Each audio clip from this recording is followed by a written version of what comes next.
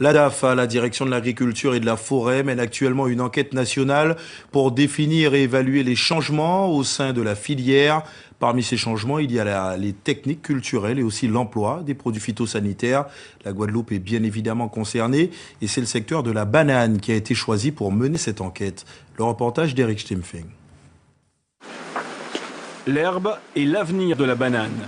Qu'elle soit à graminées, légumineuse ou simplement de couverture, les herbes envahissent désormais les plantations. Une invasion voulue par les planteurs qui vont jusqu'à entretenir ces tapis d'un genre nouveau en les tondant régulièrement. Pour réduire l'utilisation des herbicides, il n'y a que l'utilisation de ce type de technique, que c'est le broyage de l'herbe. On peut le faire nous parce qu'on est sur une zone plate et parce qu'on peut avoir accès à la mécanisation. Il y a des tracteurs qui vont nous permettre de rentrer sur les interlignes de bananes et pour pouvoir contrôler mécaniquement l'énervement du banane. Autre technique, la mise en jachère. Pendant 1 an et demi, cette parcelle a été laissée au repos, seule l'herbe y a poussé. Réduite aujourd'hui à l'état de tapis, elle va aider au démarrage des futurs plants de bananiers.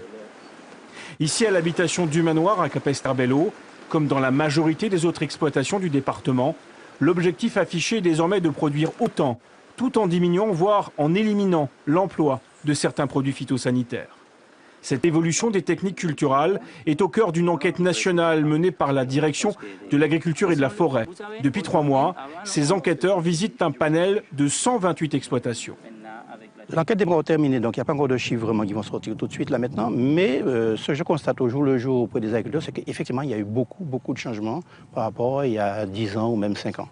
Et notamment, par exemple, ici, on voit un sol qui est couvert avec de l'herbe qui a été tuée par herbicide, bien sûr, mais qui n'a pas été labouré.